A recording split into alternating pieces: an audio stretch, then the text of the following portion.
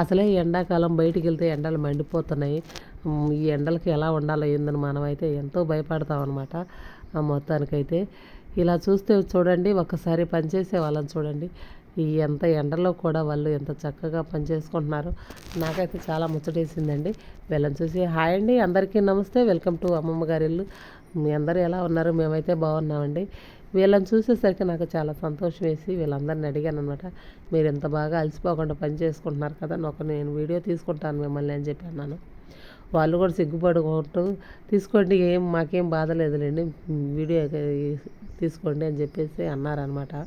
మొత్తానికైతే వాళ్ళని వీడియో తీసి అడిగానండి, మీరు ఇంత చేటు ఇవన్నీ కోసి చేస్తున్నారు కదా, దీనికి కూలి ఎలా తీసుకుంటారంటే, వాళ్ళు ఆకులు కోసుకొని వచ్చి ఇలా ఒక చెట్టు కింద అయితే పెట్టుకొని ఇలా చూస్తున్నారు కదా, పెద్ద పెద్ద నీడిల్స్ ఇవి చాలా పెద్దగా ఉన్నాయి, చూడడానికి కూడా అంత పెద్దగా ఉన్నాయో.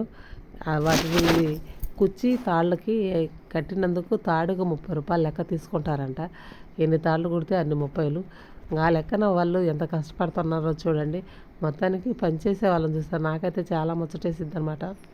వాళ్ళు అలసిపోకుండా ఎండలో కూర్చొని చూడండి ఎంతో సంతోషంతో ముచ్చట్లు జోకులు వేసుకుంటూ సరదాగా కాలం గడిపేస్తున్నారు. అడగంగానే హాయ్ చెప్పారండి వాళ్ళు కూడా, చాలా బాగా అనిపించింది. మీ అందరికీ ఏమనిపించిందో లైక్ చేయండి, షేర్ చేయండి, కామెంట్ చేయండి. ఇలా కష్టపడి పనిచేస్తే డబ్బు వస్తుంది, ఆరోగ్యం కూడా అండి. అంటే మరీ ఎండలో కాకపోయినా కాస్త ఒక టైం దాకంటూ కూలోళ్ళు చేస్తారనమాట. ఇలా పనిచేస్తే మనకి జిమ్ములకి, ఈ వాకింగ్లకి వెళ్ళాల్సిన పని కూడా ఉండదండి. అంత మనకి ఎందుకంటే మన బాడీ అంతా కదులుతుంటుంది కాబట్టి చాలా బాగా మనకి హెల్దీ అని కూడా చెప్పొచ్చు అనమాట. నా ఒపీనియన్ అది. ఈ అలా అని నేను ఎవరిని కించపరిచి మాట్లాడటం లేదు.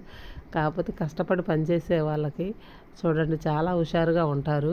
వాళ్ళు మళ్ళీ ఇక్కడ పనిచేసి మళ్ళీ ఇంట్లో కూడా పని చేసుకోవాలి, పిల్లల్ని చూసుకోవాలి, ఫ్యామిలీ కోసం ఎంత కష్టపడుతున్నారో కదా. మీ అందరు నచ్చితే ఒక లైక్ చేయండి. నమస్తే.